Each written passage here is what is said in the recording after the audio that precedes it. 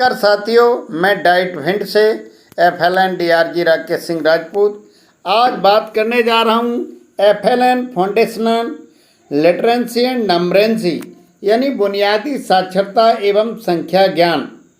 इस विषय को लेकर मैं सीधे चलता हूँ। आज के इस वीडियो में आपको बताने वाला हूँ रचनात्मक आकलन यानी सप्ताह 5 का रचनात्मक आकलन किस तरह से किया जाएगा। तो देखिए बंधुओं, ध्यान देंगे, ये हमारी रचनात्मक आकलन 5वें सप्ताह का है और 5वें सप्ताह में कक्षा 1 और 2 के लिए रचनात्मक आकलन कैसे किया जाएगा, कहाँ से किस किस डॉक्यूमेंट का उपयोग होगा, इसे ध्यान से देखेंगे। तो लीजिए आ जाइए, किसी बिल्कुल विलंब करते हुए सीधे चलते हैं रचनात्मक आकलन पर। तो देखिए, ये हमारी शिक्षक संदर्शिका जो हमारे सभी शिक्षकों को कक्षा 1-2 के पढ़ाने वाले सभी शिक्षकों को राज्य शिक्षा केंद्र द्वारा उपलब्ध कराई गई है। इस तरह की ये शिक्षक संदर्शिका का मुख्य पृष्ठ है जो गणित विषय को लेकर आज मैं बात करने जा रहा हूँ। तो साथियों, ये शिक्षक संदर्शिका यानी गणित विषय की, और ये है प्रतिभागी पुस्तिका जो हमारे शिक्षक बंधुओं ने प्रशिक्षण के समय इस पुस्तिका के आधार पर FLN का प्रशिक्षण लिया था। तो साथियों, ये 2 डॉक्यूमेंट हैं। इन 2 पुस्तिकाओं के आधार पर यानी प्रतिभागी पुस्तिका और शिक्षक संदर्शिका, इसका उपयोग करके हम किस तरह से यानी रचनात्मक आकलन करेंगे। तो आ जाइए, ये है शिक्षक संदर्शिका के पृष्ठ 13 पर हमारा ये रोड मैप दिया है, जिसे आप दे सकते हैं अपने गणित विषय की शिक्षक संदर्शिका में। और ये प्रतिभागी पुस्तिका में रोड मैप पृष्ठ संख्या 72 पर है। इस रोड मैप में हमारे जो रचनात्मक आकलन हम करने वाले हैं, इस रोड मैप में जो भी हमारे लक्ष्य निर्धारण हैं वो इस तरह से हम आपको दिखाने जा रहे हैं। ये हमारे कक्षा 1 और 2 के लक्ष्य अलग अलग हैं।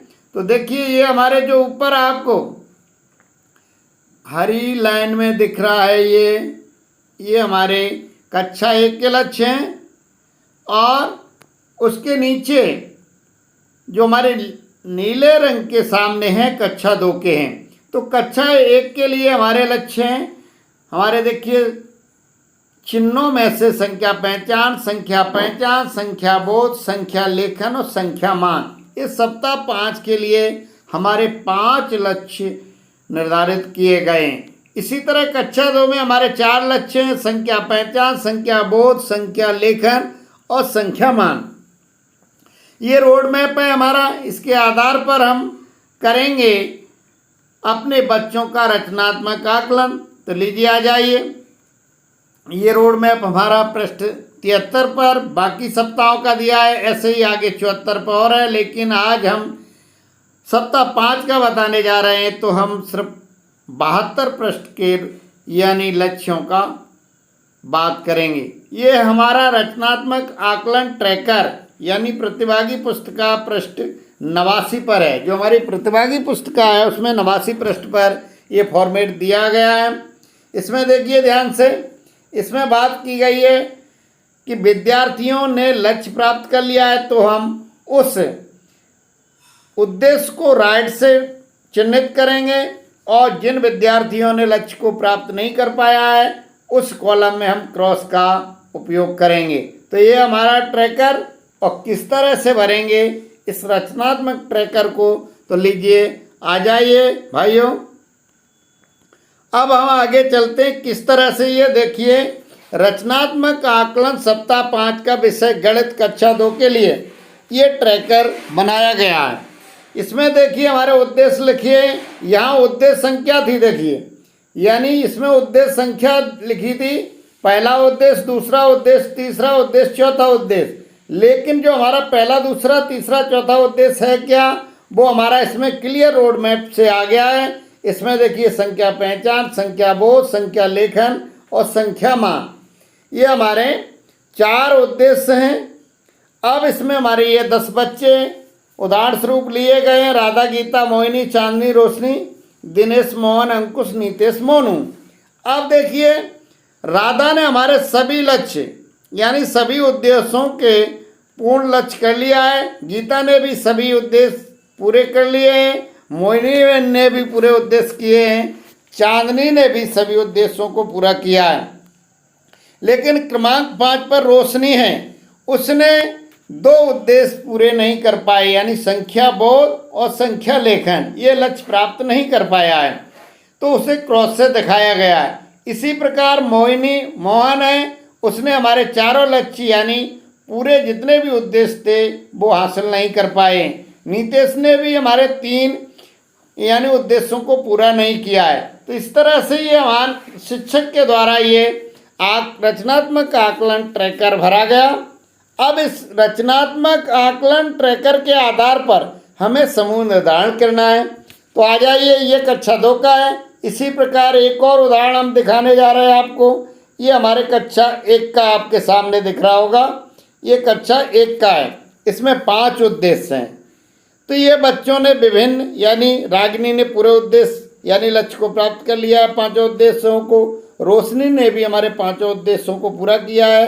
मोनिका ने भी हमारे 5 उद्देश्य प्राप्त किए। और हमारे धर्मेंद्र, अंजलि एवं अखिलेश ने हमारे कुछ उद्देश्यों को पूरा नहीं कर पाया। ये सप्ताह 1 का वर्ग बताया। अब देखिए, जैसे ही हमारे रचनात्मक आकलन शिक्षक कर लेता है तो हमारे 3 समूह उसमें बनेंगे। पहला समूह होगा जिसमें ऐसे बच्चे होंगे जिन बच्चों ने सभी उद्देश्यों को, सभी लक्ष्य प्राप्त कर लिए। अगर दूसरा समूह जो होगा हमारा, वो हमारा ऐसा समूह होगा जिसमें हमारे विद्यार्थियों ने कुछ लक्ष्य शेष रह गए, कुछ उद्देश्यों को पूरा नहीं कर पाया है। ऐसे जो तीसरा हमारा समूह है, इस समूह में हमारे ऐसे विद्यार्थी होंगे जिन विद्यार्थियों के द्वारा अधिकतम उद्देश्यों की पूर्ति नहीं की गई है। तो मेरे शिक्षक साथी, ये 3 समूह की बात की गई थी। अब इसमें स्पष्ट है, पहला जो हमारा समूह था जिसमें मुझे सारे पाठ उद्देश्य अच्छी तरह से समझ आ गए। दूसरा समूह था मुझे कुछ पाठ उद्देश्यों को समझने में कठिनाई हो रही थी। और तीसरा जो हमारा समूह है, मुझे कुछ भी समझ में नहीं आया। इस तरह से हमने 3 उसमें बच्चों को डिवाइड कर लिया। अब आगे देखिए, हमें पहला समूह था जिन बच्चों ने सभी उद्देश्यों की पूर्ति कर लिए। उसमें कक्षा 2 में राधा, गीता, मोहिनी, चांदनी, अंकुश और भानु थे। कुल 6 विद्यार्थी थे। इसी प्रकार समूह 2 था जिनके कुछ उद्देश्यों की पूर्ति नहीं हो चुकी है, उसमें रोशनी और दिनेश हैं। अब जो समूह 3 था, इन बच्चों ने अधिकतम उद्देश्यों को पूरा नहीं कर पाया, लक्ष्य प्राप्त नहीं कर पाया, उसमें थे मोहन, नीतेश। तो यानी ये 3 समूह हमारे क्लियर किए गए। लेकिन हमें यहाँ 2 समूह ही बनाना है। जो हमारे समूह 1 है जिनने सभी बच्चों ने लक्ष्य की प्राप्ति कर ली है, सभी उद्देश्यों को पूरा कर लिया है, एक समूह हमारा ये हो जाएगा। और दूसरा समूह हमारा यानी 2 और 3 को मिलाकर एक समूह बन जाएगा। जैसे यानी कुल विद्यार्थी 4 हैं तो 4 का एक समूह बन जाएगा 2 और 3 को मिलाकर।